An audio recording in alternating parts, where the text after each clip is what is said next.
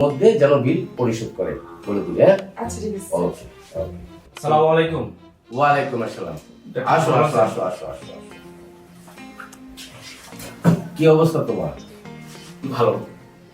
Sir আমার রোগীর কি অবস্থা? রুগী মাশাআল্লাহ ভালো, তবে আগামীকাল রিলিজ করে দেব। মাশাআল্লাহ, চিকিৎসার অনেক উন্নতি হয়েছে। হ্যাঁ। ডাক্তার সাহেব, আমি ওকে একটা চিঠি দিয়ে যাচ্ছি আপনার কাছে। ও যদি আপনারে অধিক রিকোয়েস্ট করে তাহলে এই চিঠিটা ওর হাতে দিয়ে দিবেন। এই চিঠিটা ওর হাতে দিবেন। আর ওর সাথে আমার দেখা হবে না, আমি কালকেই চলে যাব, দেশের বাইরে চলে যাব। আমি আর কখনোই ওরা, আমি কথা দিচ্ছি ওর সামনে আমি আর কখনোই আসবো না। ডাক্তার সাহেব, আমি এবার আসি। ঠিক আছে, ভালো থাকেন ডাক্তার সাহেব।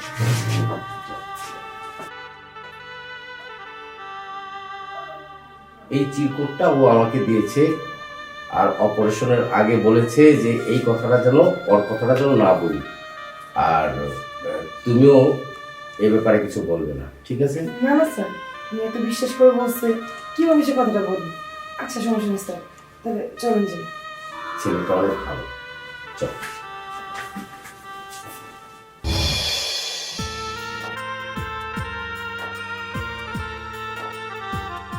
হ্যাঁ, বসো বসো বসো। কি খবর তোমার? শরীরটা ভালো? হ্যাঁ, বেশি বেশি পানি খাওয়া, ঠিক আছে? হ্যাঁ ডাক্তার সাহেব, প্লিজ আমাকে একটু বলুন, কে এই মহান ব্যক্তি যে মাহিন চৌধুরীর বোনকে বাঁচিয়েছে? প্লিজ একটু বলুন না ভাই, ডাক্তার সাহেব চুপ করে থাকবেন না, প্লিজ বলুন। প্লিজ একটু বলুন। দেখুন, দেখো তুমি, আমি ওর নাম ঠিকানা জানি না, তবে ও একটা আমাকে চিঠি দিয়ে গেছে। জি, হ্যাঁ, চিঠি। তুমি এই চিঠির মধ্যে হয়তো বা তার পরিচয় পেতে পারো। বললো যে তুমি বলে অনেক কাছের লোক।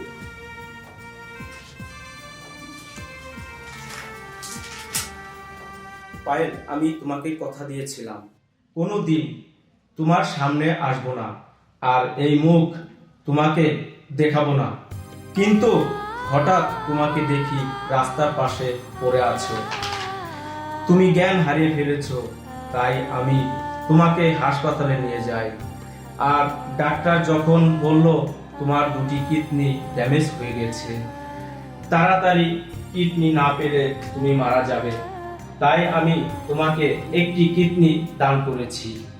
যদি পারো তুমি আমাকে ক্ষমা করে দিও। আমি বিদেশ চলে যাচ্ছি, আজ দুপুর 1টায় আমার ফ্লাইট। আর আমি এই জন্য চলে যাচ্ছি যে এখানে থাকলে হয়তো কোনো একদিন তুমি আমাকে দেখতে পাবে, তাই আমি চিরদিনের জন্য বিদেশ চলে যাচ্ছি। যদি পারো আমায় ক্ষমা করে দিও।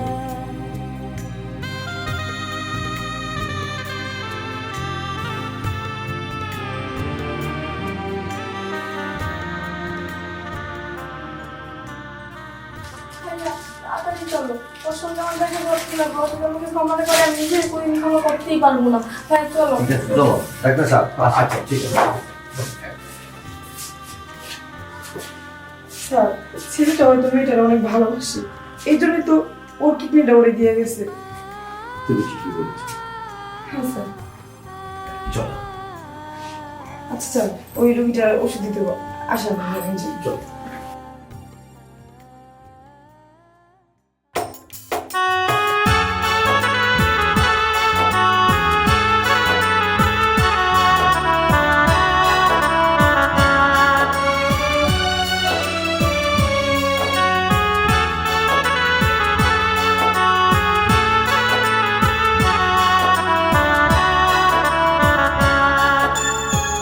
শাম দাও।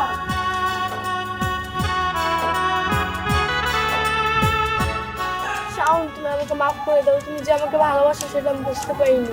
তোমার ভালোবাসার প্রতিদিন আমি পেয়ে গেছি শাওন। দেখো পায়েল, আমি গরিব ছেলে, আমাকে নিয়ে আর ছলনার জালে ফেলো না। আমি অনেক দূরে চলে যাচ্ছি।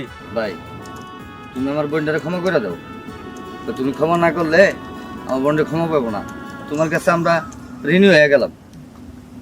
না ভাই, আপনাদের থেকে আমি অনেক দূরে যাচ্ছি, অনেক দূরে চলে যাচ্ছি।